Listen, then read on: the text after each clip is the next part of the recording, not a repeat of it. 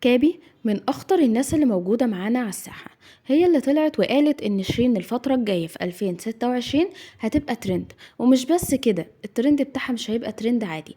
قالت إن في نص 26 أو في نهاية 26 المهم إن السنة دي مش هتنتهي إلا وشيرين قاعدة في الشارع بتشحت أو ماشية زي المجاذيب.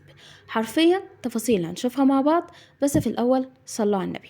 من بداية الكلام خالص كانت كابي طلعت وقالت ان يا جماعة شيرين، الناس المهتمية بصحة شيرين الحقوا بسرعة مدوا ايدكم ليها، لان السنة اللي جاية مش هتبقى خير عليها. وان هي السنة الجاية دي اللي هي 2026 لو شيرين مخفتش من المرحلة اللي هي فيها هتلاقوها ماشية في الشارع نكشة شعرها وماشية حافية وقاعدة على الرصفة بتشحت. ده الكلام اللي هي قالته حرفيا.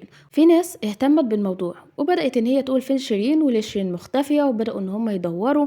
وطلع معانا على الساحة بنت شيرين، وبدأ الكل يهتم بيها ويقول فعلا نسخة من مامتها وهي اللي هتستلم الأجواء الفترة الجاية، وإن احنا بنتبق لها مستقبل حلو في الغنى لأنها بنت الفنانة العظيمة الكبيرة شيرين عبد الوهاب.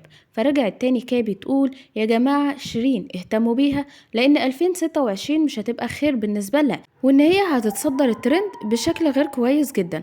وحرفيا من أول ما الإعلامي عمرو أديب طلع واتكلم عنها والدنيا كلها مقلوبة على فين شيرين. شيرين مختفية، شيرين حالتها الصحية عاملة ايه، هل هي لسه على علاقة بحسام حبيب، هل هي لسه بتتعاطى الأشياء اللي كانت بتاخدها. وما كانش حد بيتكلم عنها ليه الفترة اللي فاتت.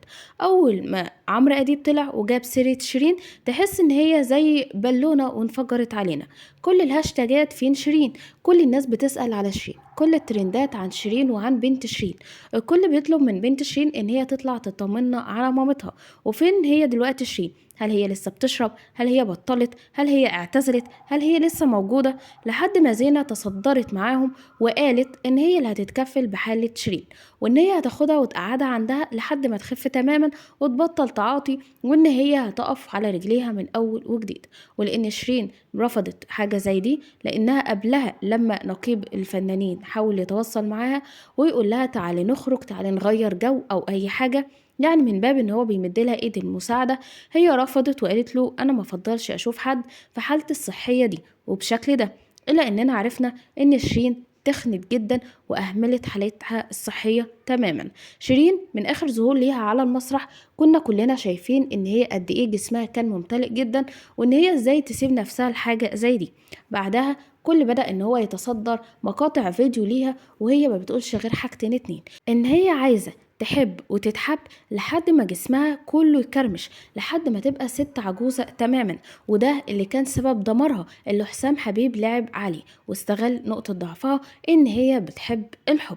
بالاضافة ان هي قالت كمان الجملة التانية المشهورة بتاعتها ان هي لما بتزعل بتاكل كتير جدا، ولا بتهتم بجسمها ولا بتهتم بصحتها. واللي احنا شايفينه منها دلوقتي هو ده اللي بيحصل، ان هي تخنت جدا وان هي رافضة الخروج وان هي اهملت صحتها. إلا إن كابي طلعت للمرة الثالثة على التوالي وقالت إن شيرين معمول لها سحر من ناس قريبة ليها، وإن هم يتمنوا لها إن هي تختفي تماما من على الساحة عشان الساحة تفضلهم ويبدأوا يظهروا.